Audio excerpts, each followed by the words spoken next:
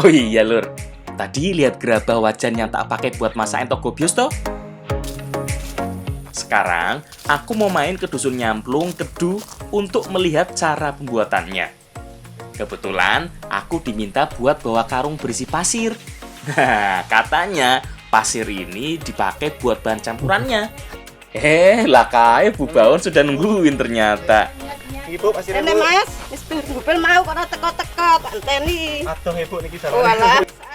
Pasir kali yang sudah diayak halus ini dicampur dengan tanah liat sebagai bahan baku gerabahnya. Bu. Hampir semua warga Dusun Nyamplung ini adalah pengrajin gerabah. Nah, tadi aku bawa pasirnya buat campuran tanah liatnya. Ibu. Iya. Enggak Bu. Cat mana Bu? Nyantel. Hehe, tahap awalnya emang gini ya lur. Tanah liat yang sudah dicampur dengan pasir ini harus diinjak-injak biar lebih mudah tercampur rata dan kalis.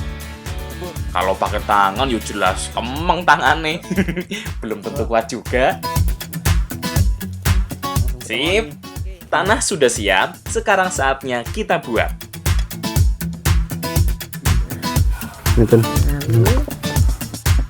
Pengrajin gerabah di Dusun Nyamplung Kedu ini rata-rata adalah ibu-ibu ya lur.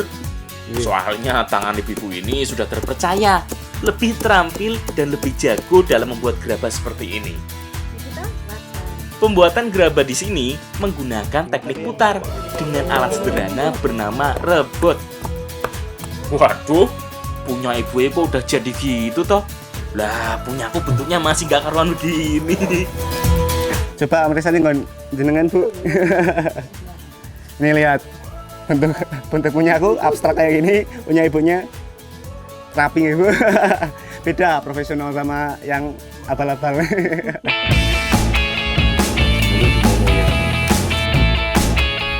Bu, niki paringkan pundi niki Bu? Ngono ae mas tak totone. Ngerti mawon. Heeh, tak totone. Mungkin kula tak medhot meneh nggih Bu. Heeh. Setelah selesai dibentuk, bakal gerabah ini harus didiamkan lebih dulu dalam suhu ruangan. Jangan sampai terkena matahari langsung yo. Bisa-bisa retak semua. Soalnya kadar airnya menguap dengan cara dipaksa.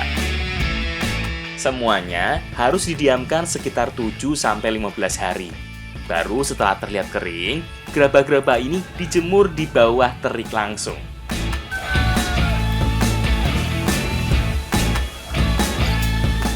Jadi ini gerabah yang setengah kering harus kita jemur baru bisa kita bakar.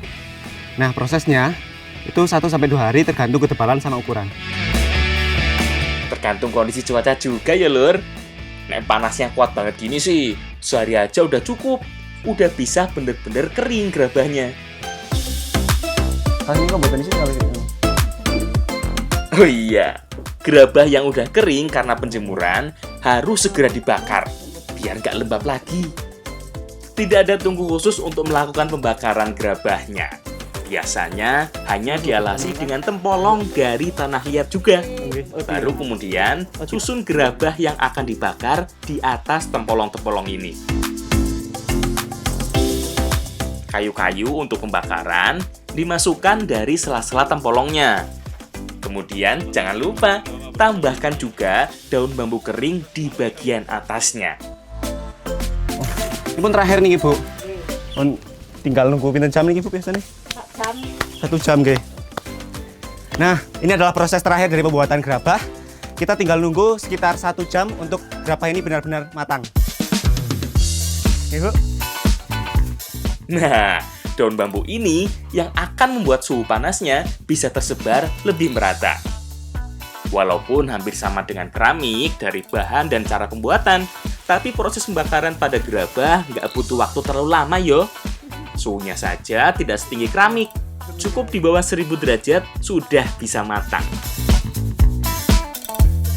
Ada beberapa jenis gerabah yang dibuat di Dusun Nyamplung ini, seperti wajan, tungku, piring, kendi, dan berbagai jenis perkakas rumah tangga lainnya. Dari sinilah gerabah-gerabah di wilayah Kedu beredar.